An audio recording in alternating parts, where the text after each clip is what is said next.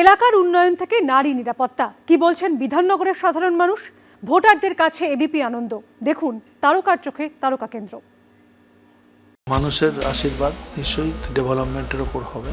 আগের বাটোয়ারা কে কত পেলো বা পেলো না নিয়ে তৃণমূলের বিভিন্ন গোষ্ঠীর মধ্যে মারামারি হয়, সিপিএম এর আমলেও হয়েছে। মানুষের সাথে কখনো আমরা কোনো বিশ্বাসঘাতকতা করিনি এবং মিথ্যে প্রতিশ্রুতি কখনো দেই। সেই ৭-এর দশক থেকে ২০২৬ এই ৫৫ বছরের সল্টলেকের আমূল পরিবর্তন হয়ে গেছে। একেবারে ভোল বদল হয়েছে বলা যায়। শুধু সল্টলেক কেন, গোটা বিধাননগরের ভোল বদল হয়েছে। সেই সব ভোল বদলের আসল নকল ছবি দেখবো আমরা ঘুরে ঘুরে, কথা বলবো সাধারণ মানুষের সঙ্গে, একই সঙ্গে কিছু প্রশ্ন থাকবে রাজনৈতিক মহলের কাছে। আসুন ঘুরে দেখি আমরা। পুলিশি ব্যবস্থা খুবই সীমিত। আমাদের এখানে পুলিশ ব্যবস্থা অনেক ভালো হয়েছে, আমাদের থানা নজরদারি বেড়েছে। আজকের যে দুর্নীতি, আজকের যে বঞ্চনা, মানুষকে ঠকানো, এটা কি ৩৪ বছরে বামফ্রন্ট সরকারের সময় এইভাবে ছিল? সল্টলেকে যারা জেনারেল পাবলিক আছে তাদের নিরাপত্তার জন্য আর বাস্তবিক অর্থে বিধাননগর পুলিশের কিছু আছে বলে আমার মনে হয়। এখন রাত্রে বেরোতেই একা ভয় লাগে। রাস্তাঘাটে আমরা চলি একদম খুবই ভালো এবং স্বাধীনভাবে। ২০১১, ২০১৬, ২০২১ পরপর ৩ বারের কেন্দ্র থেকে ভোটে জিতে জয়ের হ্যাট্রিক করেছেন এই কেন্দ্রের বিধায়ক শ্রী সুজিত বসু। এর মধ্যে ২০২১-এর লড়াইটা ছিল তার কাছে সব থেকে চ্যালেঞ্জিং। সেবারের ভোটে তার বিরুদ্ধে বিজেপির প্রার্থী ছিলেন তার এক সময়ের সহকর্মী শ্রী সব্যসাচী দত্ত। এই ভোটে সব্যসাচী বাবু সুজিত বাবুর কাছে প্রায় ৮,০০০ ভোটে পরাজিত হন। তবে ভোটে হেরে যাওয়ার পর খুব বেশি দিন তিনি আর বিজেপিতে থাকেননি। খুব দ্রুত ফিরে এসেছিলেন তার পুরনো দল তৃণমূল কংগ্রেসে। যেখানে জমি পড়ে আছে সেখানের জমিটাকে বা দখল করে সেখানটাতে প্রমোটিং হচ্ছে। অবৈধ নির্মাণ একবারে নেই এটা বলবো না, কিছু কিছু অসাধু মানুষ আছেন, তারা সুযোগ পেলেই তারা এগুলো করবার চেষ্টা তারা করে। নিয়ে আমরা কনস্ট্যান্ট প্রচারও চালাচ্ছি, আমরা নিশ্চয়ই এগুলো দেখবো।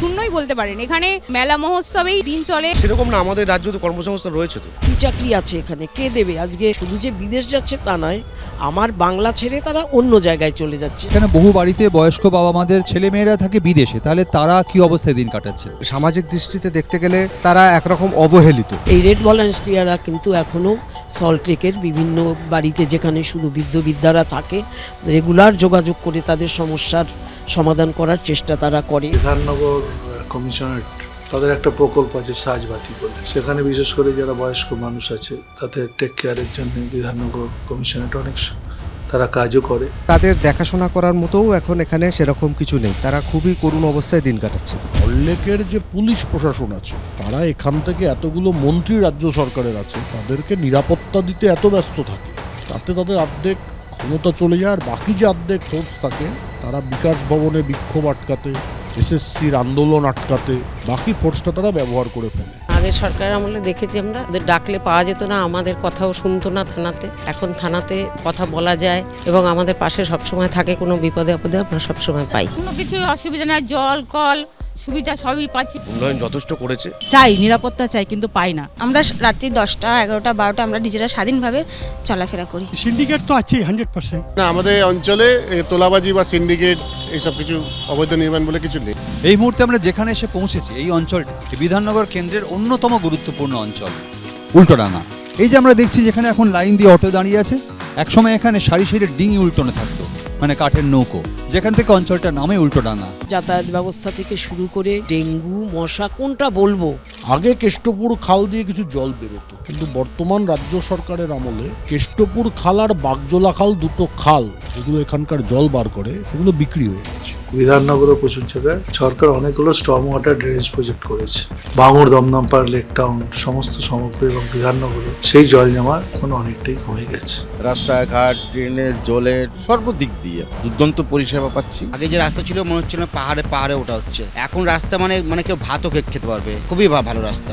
দলের হয়ে যারা কাজ করে সব সময়ের জন্য, মানে ডাকলেই যাতে চলে যায়, তাদেরকে হয়তো ওরা সুবিধা দিতে পারে, কিন্তু আমরা সেভাবে কখনো সেরকম সুবিধা পাইনি। এই কেন্দ্রে এখানে প্রচুর অবাঙালি ভোটার আছেন। কারা আপনাদের ভোটে বেশি ডিভিডেন্ড দেবে, এসআইআর নাকি অবাঙালি ভোটার? কে জিতবে, কে হারবে, কার পলিটিক্যাল ডিভিডেন্ড হবে, এর জন্য এসআইআর এর সঙ্গে পলিটিক্যাল ডিভিডেন্ডের কোনো সম্পর্ক থাকা উচিত না।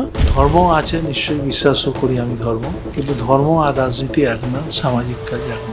এবার যদি মানুষ নিজের ভোট নিজে দিতে পারে, কেন্দ্র এবং রাজ্যের যে সাম্প্রদায়িক শক্তি এবং দুর্নীতিগ্রস্ত সরকার রয়েছে, এদেরকে পরাস্ত করে বামপন্থী আমাদেরকে মানুষ চাইবে। আজ আমার বিধাননগর সফর এখানেই শেষ করছি।